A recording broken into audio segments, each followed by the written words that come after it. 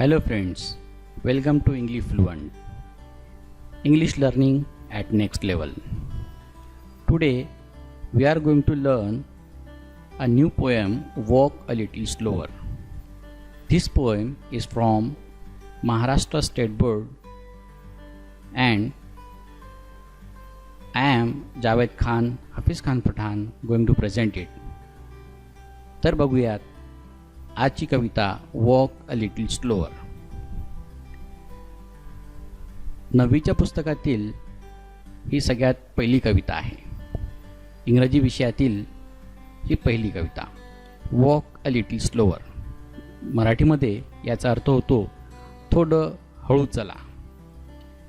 पहिल्या कडव्यात कवी म्हणतो, नॅरेटर किंवा निवेदक एक लहान मूल आहे जे आपल्या वडिलांना म्हणतं, walk a little slower daddy, said a little child so small, I am following in your foot steps and I don't want to fall. शब्दार्थ बघूयात. फॉलोइंग म्हणजे पाठीमागे येणे, फूटस्टेप्स म्हणजे पावले, टू फॉल म्हणजे खाली पडणे. या ठिकाणी तुम्ही चित्रामध्ये बघू शकता की एक लहान मूल आपल्या वडिलांसोबत चालत आहे. एक मुलगा आपल्या वडिलांना म्हणतो, walk a little slower daddy, थोडं हळू चला. Sed a little child so small, एक लहान मुलगा म्हणतोय थोडं हळू चला. कारण काय, तर I am following in your foot steps, कारण मी तुमच्या पाठीमागे येतोय. फूटस्टेप्स म्हणजे पाठीमागे येणे. And I don't want to fall, आणि जर तुम्ही वेगाने चाललात तर मी पडून जाईल, कारण माझी पावलं लहान आहेत. म्हणून तुम्ही थोडं सावकाश चला आणि मलासुद्धा तुमच्यासोबत येऊ द्या, तुमच्या पाठीमागे येऊ द्या, असं कवीचं इथे निवेदकाचं म्हणणं आहे. तर या ठिकाणी पहिल्या कडव्यामध्ये जरी आपण शब्दशः अर्थ घेतले तरी अर्थ याचा थोडा वेगळा आहे. कवीला काहीतरी वेगळं अभिप्रेत आहे. Walk a little slower daddy, said a little child so small. इथे वॉक हा शब्द म्हणजे वडिलांच्या चालण्यावर नाही, तर त्यांच्या वागण्याच्या पद्धतीवर, लाईफस्टाईलवर अवलंबून आहे. म्हणजे पालकांची वागणूक किंवा वडिलांची वागणूक ही सुद्धा विद्यार्थ्यांना कळली पाहिजे, लहान मुलांना कळली पाहिजे, अशी असली पाहिजे. कारण काय, तर या वागणुकीचं अनुकरण, फॉलोईंग म्हणजे अनुकरण. अनुकरण शब्दशः अर्थ याचा पाठीमागे येणे होतो, परंतु इथे फॉलोईंगचा अर्थ आहे अनुकरण करणे. तर लहान मूल हे आपल्या वडिलांचं अनुकरण करतात, त्यांच्या पावलांवर पाऊल ठेवून चालतात. म्हणून हा लहान मुलगा म्हणतोय की I am following in your foot steps, आणि असंच चालत असताना I don't want to fall, मला पडायचं नाही आहे. पडणे, टू फॉल म्हणजे अयशस्वी होणे. वरचा मिनिंग याचा टू फॉल म्हणजे पडणे आहे, परंतु या ठिकाणी घ्यायचं आहे आपल्याला अयशस्वी होणे. या लहान मुलाला अयशस्वी व्हायचं नाही आहे, म्हणून तो म्हणतोय की walk a little slower daddy. हे झालं पहिलं कडवं. या ठिकाणी तुम्ही रायमिंग वर्ड्स बघू शकतात. 4 ओळींचं हे एक कडवं आहे. या कडव्यामध्ये दुसरी ओळ, त्याच्यातला सगळ्यात शेवटचा शब्द बघा स्मॉल, आणि चौथी ओळ सगळ्यात शेवटचा शब्द फॉल. हा रायमिंग पेअर्स इथे बनवतो आहे. डॅडी आणि फूटस्टेप्स हे होत नाही आहे, म्हणून स्मॉल आणि फॉल हे रायमिंग वर्ड्स या ठिकाणी आलेले आहेत. चला तर बघूया, दुसऱ्या कडव्याकडे वळूया. याचा अर्थ काय होतो. Sometimes your steps are very fast, sometimes they are hard to see, so walk a little slower daddy, for you are leading me. शब्दार्थ बघूयात. स्टेप्स म्हणजे पावले आणि लीडिंग म्हणजे नेतृत्व करणे. आता लहान मुलगा काय म्हणतोय की समटाइम्स, कधीकधी, your steps are very fast, तुम्ही खूप वेगाने जाता. तुमच्या स्टेप्स, तुमची पावलं ही खूप भराभरा तुम्ही समोर चालत असतात. Sometimes they are hard to see, आणि त्यामुळे मला ती तुम्ही दिसतही नाही. ती पावलं मला दिसतही नाही की मी कोणत्या पावलांवर पाऊल ठेवून समोर चालू. So walk little slower daddy, म्हणून थोडंसं हळू चला. फॉर यू आर लीडिंग मी, कारण तुम्ही माझं नेतृत्व करत आहात. म्हणजे लहान मुलं हे आपल्या आईवडिलांचं अनुकरण करत असतात. म्हणून हा लहान मुलगा काय म्हणतोय की तुमची पावलं किंवा तुमची वागण्याची पद्धत अशी असू द्या जी मला समजू शकेल. हार्ड टू सी म्हणजे मला समजत नाही. शब्दशः अर्थ घ्यायचा नाही आहे आपल्याला. या ठिकाणी काय समजून घ्यायचं आहे की they are hard to see, मला समजत नाही तुम्ही असं का वागतायत. उदाहरणादाखल आपण असं घेऊयात किंवा आईवडील आपल्या लहान मुलांना म्हणतात हे नेहमी खरं बोलावे, आणि कधी कधी काय होतं की फोन येतो मोबाईलवर एखाद्याचा कॉल येतो आणि वडील त्याला म्हणतात समोरच्याला की मी घरी नाही, बाबा घरी आहेत तरीसुद्धा म्हणतात मी घरी नाही. आता हे सगळी जे काही पद्धत आहे बोलण्याची किंवा वागण्याची हे लहान मुलं बघत असतात.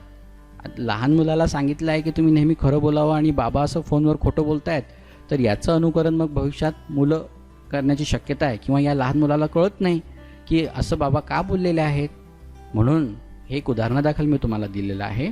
Sometimes your steps are very fast, म्हणजे तुमची वागण्याची पद्धत अशी असते, they are hard to see, जे मला समजत नाही, तर तुम्ही असं वागा जेणेकरून ते मला समजून येईल. So walk a little slower daddy, for you are leading me. आणि हे का करायचं आहे, कारण तुम्ही माझं नेतृत्व करत आहात. जो नेतृत्व करतो त्याच्या पाठीमागे जो जसं सांगतो नेतृत्व करणारा, बाकीचे सगळे तसेच करतात. म्हणून हा मुलगा म्हणतो की तुम्ही माझं नेतृत्व करत आहात, तुम्ही कॅप्टन आहात आणि तुम्ही जसं वागाल, तुम्ही जसं सांगाल तसं मी वागणार आहे. म्हणून तुमची वागणूक ही जर व्यवस्थित आणि संयमी असेल तर मी सुद्धा चांगल्या पद्धतीने माझं आयुष्य समोर भविष्यात जगू शकेल. चला तर आता तिसऱ्या कडव्याकडे वळूया. Some day when I am all grown up, you are what I want to be, then I will have a little child who will want to follow me. शब्दार्थ बघूयात. ग्रोनअप म्हणजे मोठा होणे आणि फॉलो म्हणजे पाठीमागे येणे. सम डे एके दिवशी, when I am all grown up जेव्हा मी मोठा होईल, you are what I want to be, आणि तुम्ही जसे मोठे झालात, तुम्हाला जे अभिप्रेत होतं मी जसं बनावं तसं मी बनून जाईल. Then I will have a little child, आणि मग मलासुद्धा एक लहान मूल होईल वॉन्ट टू फॉलो मी, जे माझं अनुकरण करेल. या ठिकाणी बघा तुम्हाला दिसत असेल हे आहेत ते गृहस्थ आणि त्यांचा हा मोठा मुलगा आणि यांचा हा मुलगा. तर बाबांना जे हवं होतं तसा हा मुलगा बनलेला आहे. आणि आता या याचं वर्णन, या मोठ्या व्यक्तीचं जे काही वर्तन आहे, या वर्तनाचं अनुकरण हा लहान मुलगा करणार आहे. म्हणून हा मुलगा म्हणतोय की some day when I am all grown up, जेव्हा मी मोठा होईल, तुमच्यासारखा होईल, then I will have a little child, मलासुद्धा लहान मूल will want to follow me, जो माझं अनुकरण करेल. So here you can see the poet or the narrator in the poem is asking his father to walk slowly or to behave properly so that he will follow him, he will imitate him, and he will become a successful in his life.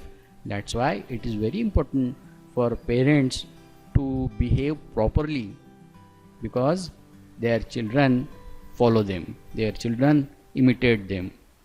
So let's move towards the last paragraph.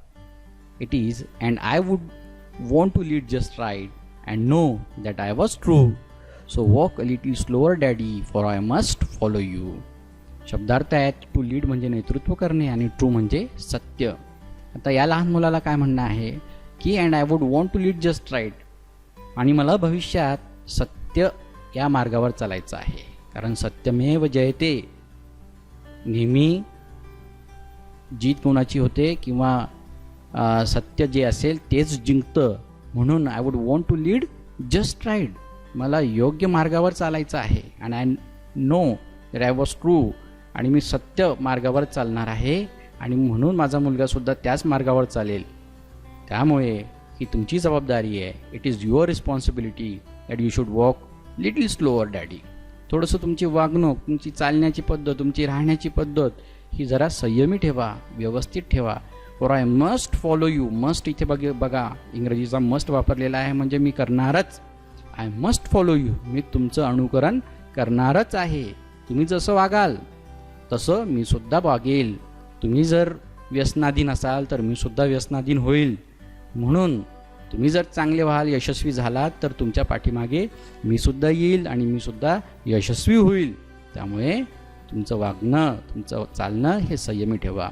So here friends, the fourth stanza is over, and a child or a narrator wants his father to walk slowly or behave properly so that the small kid will follow him, will imitate him, and will become successful. So it is his earnest request to his father. It's a very simple poem to understand, and the author of this poem is unknown. We don't know who is the author, but it's a very nice poem, so you should remember this poem and the meaning of it. I hope you understood the meaning of it. तुम्हाला याचा अर्थ कळलेलाच असेल. तर आपण समोर बघूयात. काही प्रश्न दिलेले आहेत, लेट्स आन्सर, ही तुम्हाला द्यायची आहेत. What would happen if the child try to walk fast. काय होईल जर लहान मूल जोरात चालण्याचा प्रयत्न करेल आणि का. Does the word walk refer only to the act of walking. Walk हा शब्द फक्त वॉकिंगशी संबंधित आहे की कवीला काही वेगळं अभिप्रेत आहे. What does the poet actually mean to say. काही कवीला दुसरं काही अभिप्रेत आहे का याच्यातून. What do the footsteps of the father refer to. Footsteps म्हणजे पावलं, बाबांची पावलं. इथे या शब्दाचा काय अर्थ अभिप्रेत आहे कवीला, हा तिसरा प्रश्न आहे.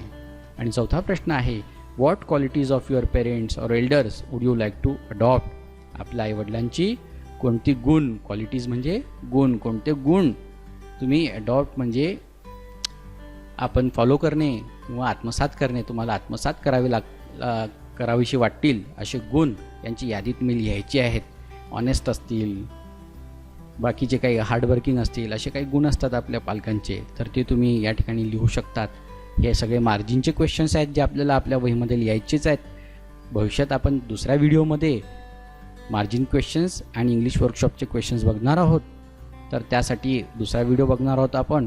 तोपर्यंत याचे आपल्या परीने जे काही उत्तर असतील ते देण्याचा प्रयत्न करायचा आहे. आज आपण इथेच थांबूया. So we are going to stop here. Thank you for watching this video.